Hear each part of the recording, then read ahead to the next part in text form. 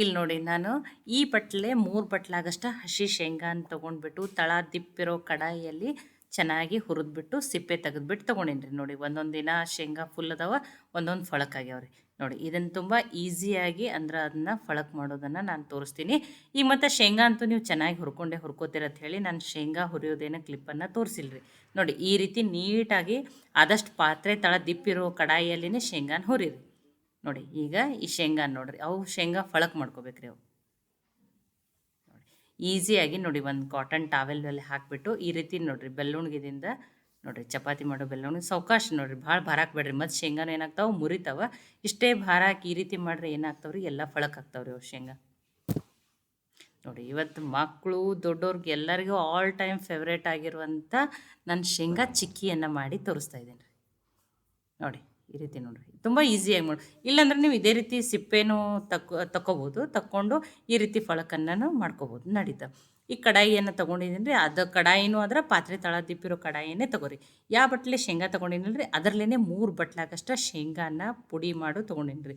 ಚೆನ್ನಾಗಿ ಚಾಕುದಿಂದದು ಪುಡಿ ಅಥವಾ ಹೆರ್ಚ್ಕೊಂಡ್ಬಿಟ್ಟು ತೊಗೊರಿ, ದಪ್ಪ ದಪ್ಪ ಪೀಸ್ಗಳು ಉಳಿಬಾರ್ದು. ಲೋ ಫ್ಲೇಮ್ದಲ್ಲಿಟ್ಟನೆ ಈಗ ಈ ಬೆಲ್ಲವನ್ನು ಬಿಸಿ ಮಾಡ್ಕೋತಾ ಇದ್ದೀನಿ. ನೋಡಿರಿ ಬೆಲ್ಲ ಬಿಸಿಯಾಗಿ ಕರಗಬೇಕ್ರಿ ಅದು ಬೆಲ್ಲ. ನೋಡಿರಿ ಗ್ಯಾಸನ್ನು ಮೀಡಿಯಮ್ ಫ್ಲೇಮ್ದಲ್ಲೂ ಇಡಬೇಡ್ರಿ, ಹೈ ಫ್ಲೇಮ್ದಲ್ಲೂ ಇಡಬೇಡ್ರಿ. ಲೋ ಫ್ಲೇಮ್ದಲ್ಲಿಟ್ಟನೆ ಚೆನ್ನಾಗಿ ಬೆಲ್ಲ ಕರಗ್ದಂಗೆ ಕಂಟಿನ್ಯೂ ಆಗಿ ಕೈ ಆಡಿಸ್ಕೊತಾನೆ ಇರ್ಬೇಕ್ರಿ ಇದನ್ನು. ನೋಡಿ ಬೆಲ್ಲ ಎಲ್ಲ ಕಂಪ್ಲೀಟಾಗಿ ಕರಗಲಿ ರೀ. ನೋಡಿ ಅದಕ್ಕೇ ನಾನು ಹೇಳ್ತೀನಿ ದಪ್ಪಾಗಿ ಬಡ್ಕೋಬೇಡ್ರಿ. ಇದಕ್ಕೊಂದು ಸ್ವಲ್ಪ ಫ್ಲೇವರ್ಗಾಗಿ ಏಲಕ್ಕಿ ಪುಡಿ ಒಂದು 2 ಸ್ಪೂನ್ ಆಗಷ್ಟೇ ತುಪ್ಪನ ಹಾಕ್ತಾಯಿದ್ದೀನಿ ರೀ ನಾನು.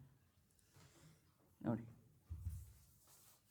ಇಲ್ಲದ್ರೆ ನೀಟಾಗಿ ಚಾಕುದಿಂದ ನೀವು ಅಥವಾ ಬೆಲ್ಲವನ್ನು ಹೆರ್ಚಿಬಿಟ್ಟನೆ ಚಾಪ್ ಮಾಡಿ ತೊಗೊರಿ. ನೋಡಿ ಈಗ ಕಂಪ್ಲೀಟಾಗಿ ಬೆಲ್ಲ ಕರಗ್ತ್ರಿ. ನೋಡಿ ಹಾಗೇ ಕೈ ಆಡಿಸ್ಕೋತೇ ಇರ್ಬೇಕ್ರಿ, ಇಲ್ಲ ಅಂತಂದ್ರೆ ಬೆಲ್ಲ ಏನಾಗ್ತೈತಿ ಬೇಗನೆ ಸೀದ್ ಹೋಗ್ತೈತಿ. ನೋಡಿ ಬೆಲ್ಲ ಕಂಪ್ಲೀಟಾಗಿ ಕರಗದ್ಮೇಲೆ 1/4 ಟೀ ಸ್ಪೂನ್ ಆಗಷ್ಟೇ ಇಲ್ಲಿ ಬೇಕಿಂಗ್ ಸೋಡಾನ ಹಾಕಿದ್ರಿ. ಸೋಡಾ ಹಾಕಿದ್ಮೇಲೆ ನೋಡಿರಿ ಈ ರೀತಿ ಬುರುಗ್ ಅಥವಾ ನೊರೆ ಥರ ಬರ್ತೈತಿ. ಬರಲಿ ಏನಾಗಲ್ರಿ. ನೋಡಿರಿ ನೀವು ಚೆನ್ನಾಗಿ ಈ ರೀತಿ ಮಿಕ್ಸ್ ಮಾಡ್ಕೊರಿ ಅದನ್ನು ಆದ್ಮೇಲೆ. ನೋಡಿರಿ ಹೊರಗಡೆಯಿಂದ ತಂದಿರೋಕ್ಕಿಂತನೂ ಚೆನ್ನಾಗಿ ಪರ್ಫೆಕ್ಟಾಗಿಯೇ ಚಿಕ್ಕಿಯನ್ನು ಮಾಡ್ಕೋಬೋದು. ಇಲ್ಲ ನಮ್ಮ ಚಿಕ್ಕಿ ಚೆನ್ನಾಗಿ ಬರಲ್ಲ ಅಥವಾ ಸಾಫ್ಟ್ ಆಗ್ತವೆ ಆಮೇಲೆ ಅಂದ್ರೂ ಇಲ್ಲ, ಇದೇ ರೀತಿ ಪ್ರೊಸೀಜರ್ ಮಾಡಿರಿ ನೀವು ಪರ್ಫೆಕ್ಟಾಗಿ ಕ್ರಿಸ್ಪಿಯಾಗಿರುವಂಥ ಚಿಕ್ಕಿ ಬರ್ತಾವೆ ರೀ. ನೋಡಿ ಆ ಸೋಡಾ ಹಾಕಿದ್ಮೇಲೂ ನೋಡಿ ಈ ರೀತಿ ಕಂಟಿನ್ಯೂಸ್ ಆಗಿಯೇ ನೀವು ಇದೇ ರೀತಿ ಕೈ ಆಡಿಸ್ಕೊತಾನೆ ಇರ್ಬೇಕು ರೀ. ನೋಡಿ ನೊರೆ ಬಂದರೂ ಪರವಾಗಿಲ್ಲ, ಏನಾಗಲ್ಲ. ನೋಡಿರಿ ಆಮೇಲೆ ಸ್ವಲ್ಪ ಆದಮೇಲೆ ಈ ರೀತಿ ಒಂದು ಬಟ್ಲಾಗ ನೀರು ಹಾಕ್ಕೊಂಡು ನೋಡಿರಿ ಆ ಬೆಲ್ಲದ ಪಾಕವನ್ನು ಹಾಕಿ ನೋಡಿದ್ರಿ. ನೋಡಿ ಅದು ಕಡ್ಡಿ ಥರ ಬಂದು ಅದನ್ನು ಏನಾಗ್ಬೇಕು ರೀ, ಅದು ಫಟ್ ಅಂತ ಮುರಿಬೇಕು ನೋಡಿರಿ ಅದು. ಅವಾಗ ಏನಾಗ್ತದೆ ರೀ, ಅದು ಬೆಲ್ಲದ ಪಾಕ ಕರೆಕ್ಟಾಗಿ ಬಂದದಂದಂಗೆ ರೀ. ಈ ರೀತಿ ಕಂಟಿನ್ಯೂ ಕೈ ಆಡಿಸ್ಕೊಳ್ದ್ರಿ. ಒಂದು ನಿಮಿಷ ಆದಮೇಲೆ ಅದು ಇಷ್ಟ ಆದಮೇಲೆ ಮತ್ತೆ ನೋಡಿರಿ ಈ ರೀತಿ ನೀರಾಗ ಹಾಕೊಳ್ಳೋದು ಚೆಕ್ ಮಾಡು.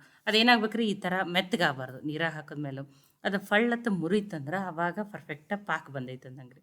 ಮೀಡಿಯಮ್ ಫ್ಲೇಮ್ದಲ್ಲೇ ಇಡ್ರಿ. ಪಾತ್ರೆ ತಳ ಇರೋ ದಿಪ್ಪನ ಕಡಾಯಿಯನ್ನೇ ತೊಗೊರಿ ನೀವು. ನೋಡಿ ಇನ್ನು ನೋಡಿರಿ ಮೆತ್ತಗದ ಈ ರೀತಿ ಮೆತ್ತಗಾಗಿ ಅದೇನಾಗಬಾರ್ದು, ಹಿಗ್ಗಬಾರ್ದು. ನಾನು ನಿಮಗೆ ಇಲ್ಲಿ ತೋರಿಸ್ತೀನಿ, ಸೌಂಡ್ದಿಂದನೂ ಗೊತ್ತಾಗ್ತದೆ ಇದು ಪರ್ಫೆಕ್ಟ್ ಹೆಂಗೆ ಬಂದೈತಿ ಅನ್ನೋದು.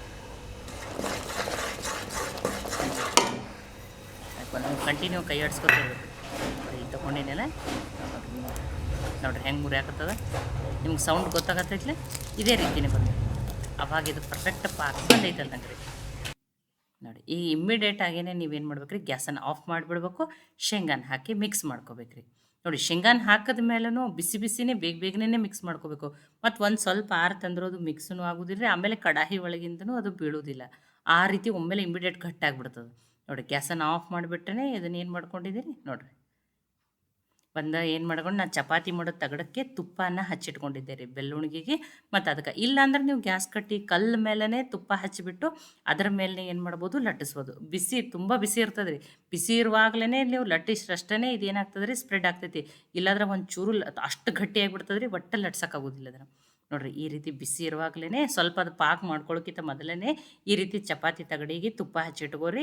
ಇಲ್ಲಾಂದ್ರೆ ನಿಮ್ಮ ಕಡೆ ಬಟರ್ ಪೇಪರ್ ಇತ್ತಂದ್ರೆ ಬಟರ್ ಪೇಪರ್ ಮೇಲೆ ಲಟ್ಸ್ಕೊರಿ. ಇಲ್ಲ ಯಾವುದೂ ಇಲ್ಲ ಅಂದ್ರೆ ನೀವು ಡೈರೆಕ್ಟಾಗಿ ಗ್ಯಾಸ್ ಕಟ್ಟಿ ಮೇಲೆ ತುಪ್ಪ ಹಚ್ಚಿಬಿಟ್ಟು ಬಿಸಿ ಇರುವಾಗಲೇ ಬೇಗನೆ ಮಾಡ್ಬೇಕ್ರಿ. ಅದನ್ನು ಶೇಂಗಾ ಹಾಕಿ ಒಮ್ಮೆ ನೀವು ಮಿಕ್ಸ್ ಮಾಡಿರಿ ಅಂದ್ರೆ ಮಿಕ್ಸ್ ಮಾಡಿದ್ಮೇಲೆ ಇಮ್ಮಿಡಿಯೇಟೇ ಈ ರೀತಿ ತಗಡ ಮೇಲೋ ಅಥವಾ ಗ್ಯಾಸ್ ಕಟ್ಟಿ ಕಲ್ ಮೇಲೆ ಹಾಕ್ಕೊಂಡ್ಬಿಟ್ಟು ಬಿಸಿ ಇರುವಾಗಲೇ ಬೇಗನೆ ಲಟ್ಸ್ಕೋಬೇಕು. ನೋಡಿ ನಿಮಗೆ ಎಷ್ಟು ತಿಳುಗಬೇಕೋ ಅಷ್ಟನ್ನು ಲಟ್ಸ್ಕೊರಿ. ನೋಡಿ ಮತ್ತು ಲಟ್ಟಿಸಿದ ಮೇಲೆ ಇದು ಈಗ ಇನ್ನೂ ಬಿಸಿ ಭಾಳ ಅದ ರೀ. ಬಿಸಿ ಇರುವಾಗಲೇ ಕಟ್ ಮಾಡ್ಕೋಬೇಕು ರೀ. ಆರದ್ಮೇಲೆ ಕಟ್ ಮಾಡ್ತೀನಿ ಅಂದ್ರೆ ಕಟ್ ಮಾಡಕ್ಕೆ ಬರೋದಿಲ್ಲ ರೀ ಇದು. ನೋಡಿ ನಿಮಗೆ ಸಣ್ಣ ದೊಡ್ಡ ಯಾವ ರೀತಿ ಬೇಕೋ ನೀವು ಆ ರೀತಿ ನೋಡಿರಿ. ನಾನು ಪಿಜ್ಜಾ ಕಟ್ರಲ್ಲೇ ಕಟ್ ಮಾಡ್ತಾಯಿದ್ದೀನಿ. ಇಲ್ಲಾಂದ್ರೆ ಶಾರ್ಪ್ ಅಂದು ನಿಮ್ಮ ಕಡೆ ಕಡಚಿ ಇತ್ತಂದ್ರೆ ಅದರಲ್ಲೇನು ಮಾಡ್ಕೊರಿ ನಡೀತದೆ. ಅಥವಾ ಕಡತಾರ ಅಂತ ಏನು ಕರೀತಾರಲ್ಲೇ ಅದು. ಇಲ್ಲ ಪಿಜ್ಜಾ ಕಟ್ರಲ್ಲೇ ನೀವು ಈಸಿಯಾಗಿ ಕಟ್ ಮಾಡ್ಬೋದು ರೀ ಇದನ್ನು. ನೋಡಿರಿ ಇದನ್ನೆಲ್ಲ ಬಿಸಿ ಇರುವಾಗಲೇ ಒಮ್ಮೆ ಪಾಕ ಬತ್ತಂದ್ರೆ ಬೇಗನೆ ಶೇಂಗಾನ ಹಾಕಿಬಿಟ್ಟು ಮಿಕ್ಸ್ ಮಾಡ್ಕೋಬೇಕು. ಅದಾದಮೇಲೆ ಈ ರೀತಿ ಅದನ್ನು ಏನು ಮಾಡಬೇಕು, ಲಟ್ಟಿಸ್ಬಿಟ್ಟು ಬೇಗನೆ ಕಟ್ ಮಾಡಬೇಕು. ನೋಡಿ ಒಮ್ಮೆ ಕಟ್ ಆದಮೇಲೆ ಕಂಪ್ಲೀಟಾಗಿ ಅವಾಗ ಆರಕ್ಕೆ ಬಿಡ್ಬೇಕು ರೀ. ಆರಿದ್ಮೇಲೆ ಬೇಗನೆ ತಾನೇ ಉಚ್ಚಿ ಬಿಡ್ತದೆ ಅದು. ಕಂಪ್ಲೀಟಾಗಿ ಆರಲಿ ರೀ ಅದು. ಆರಿದ್ಮೇಲೆ ನಾನು ತಿಮಗೆ ತೋರಿಸ್ತೀನಿ ನೋಡಿರಿ. ನೋಡಿರಿ ಈಗ ಆರದು ನೋಡಿರಿ. ನೋಡಿ ನಿಮಗೆ ಸೌಂಡ್ದಿಂದಾನೇ ಗೊತ್ತಾಗತ್ತಲೇ ಎಷ್ಟು ಕ್ರಿಸ್ಪಿಯಾಗಿ, ಎಷ್ಟು ಚೆನ್ನಾಗಿ, ಎಷ್ಟು ಪರ್ಫೆಕ್ಟ್ ಬಂದಾವ ನೋಡಿರಿ ಚಿಕ್ಕಿ. ನೋಡಿ ಇದೇ ರೀತಿನೇ ಬರಬೇಕು. ನೋಡಿ ನೀವು ಪಾಕ ಮಾಡೋ ಮುಂದೆ ಒಂದು 2-3 ಸಲ ಆ ರೀತಿ ನೀರಾಗಿ ಹಾಕಿ ಚೆಕ್ ಮಾಡ್ಕೊರಿ. ಒಮ್ಮೆ ಇಷ್ಟು ಯಾವ ರೀತಿ ಪಾಕ ಅದು ಕ್ರಿಸ್ಪಿಯಾಗಿ ಇದೇ ರೀತಿ ಹಿಂಗೆ ಆ ಬೆಲ್ಲದ ಇದನ್ನು ಪಾಕ ಮುರಿತಂದ್ರೆ ಅವಾಗ ಅದು ಪರ್ಫೆಕ್ಟಾಗಿ ಬಂದು ಇಮ್ಮಿಡಿಯೇಟ್ ಗ್ಯಾಸನ್ನು ಆಫ್ ಮಾಡಿಬಿಟ್ಟೇ ನೀವು ಈ ಮುಂದಿನ ಪ್ರೊಸೀಜರನ್ನು ಮಾಡಿ. ನೋಡಿ ಇದೇ ರೀತಿ ಇದೇ ಟಿಪ್ಸ್ಗಳನ್ನ ಫಾಲೋ ಮಾಡ್ಕೊರಿ. ನೀವು ಪರ್ಫೆಕ್ಟಾಗಿರುವಂಥ ಶೇಂಗಾ ಚಿಕ್ಕಿಯನ್ನೇ ಮಾಡ್ಕೋಬೋದು ರೀ. ನೋಡಿ ನಮ್ಮ ಚಿಕ್ಕಿ ಚೆನ್ನಾಗಿ ಕ್ರಿಸ್ಪಿಯಾಗಿ ಬರಲ್ಲ, ಮೆತ್ತಗೆ ಬರ್ತಾವತ್ತ ಅನ್ನೋರು ಈ ರೀತಿ ಏನು ಮಾಡ್ಕೋಬೋದು, ಪರ್ಫೆಕ್ಟಾಗಿಯೇ ಚಿಕ್ಕಿ ಯಾರಿಗೆ ಇಷ್ಟ ಇಲ್ಲ ಹೇಳ್ರಿ, ಎಲ್ಲರಿಗೂ ಇಷ್ಟನೇ. ದೊಡ್ಡವ್ರು ಹಿಡ್ಕೊಂಡು ಚಿಕ್ಕವ್ರಿಗೆ ದೊಡ್ಡವ್ರಿಗೆ ಎಲ್ಲರಿಗೂ ಶೇಂಗಾ ಚಿಕ್ಕಿ ಎಲ್ಲರೂ ಇಷ್ಟಪಡ್ತಾರೆ. ನೋಡಿ ಈ ರೀತಿ ಇದನ್ನು ನೀವು ಶೇಂಗಾ ಚಿಕ್ಕಿನೂ ಅನ್ಬೋದು, ಇವು ಪ್ರೋಟೀನ್ ಬಾರ್ ಅಂತಲೂ ಕರಿಬೋದು. ಅಥವಾ ನಿಮ್ಮ ಮಕ್ಕಳು ಎಲ್ಲೋ ಶಾಲೆ ಕಾಲೇಜಿಗೆ ಬೇರೆ ಕಡೆ ಹಾಕಿದ್ರಂದ್ರೆ ಈ ರೀತಿ ಹೆಲ್ದಿಯಾಗಿನೂ ಚಿಕ್ಕಿ ಮನೆಯಲ್ಲೇ ಮಾಡಿಕೊಡ್ರಿ. ನೋಡಿ ಎಷ್ಟು ಚೆನ್ನಾಗಿ ನೋಡಿರಿ ಈ ರೀತಿ ಮಾಡಿಬಿಟ್ಟು ನೋಡಿ ಹಾಕಿಟ್ರೆ ನೀವು ಇದನ್ನು 1 ತಿಂಗಳವರೆಗೆ ಇಟ್ಟರೂ ತಿನ್ನಿರಿ. ಇಷ್ಟೇ ಕ್ರಿಸ್ಪಿಯಾಗಿಯೇ ಚಿಕ್ಕಿ ಇರ್ತಾವ್ರಿ. ನೋಡಿ ಟೇಸ್ಟಿಯಾಗಿರುವಂಥ ಶೇಂಗಾ ಚಿಕ್ಕಿ ರೆಡಿ ಆಗ್ಯಾವ್ರಿ. ಈ ಶೇಂಗಾ ಚಿಕ್ಕಿ ಮಾಡೋ ರೆಸಿಪಿ ನಿಮಗೆ ಇಷ್ಟ ಆಗಿದ್ರೆ ಲೈಕ್ ಮಾಡಿ, ಶೇರ್ ಮಾಡಿ, ಕಮೆಂಟ್ ಮಾಡಿರಿ. ಖಂಡಿತನೂ ಟ್ರೈ ಮಾಡಿ ನೋಡಿರಿ. ಟ್ರೈ ಮಾಡಿ ನನಗೆ ಹೆಂಗೆ ಬಂದಿತ್ತು ತಿಳಿಸ್ರಿ. ಮತ್ತೆ ಒಳ್ಳೆ ರೆಸಿಪಿ ಜೊತೆ ಸಿಗೋಣ. ಎಲ್ಲರಿಗೂ ಧನ್ಯವಾದಗಳು.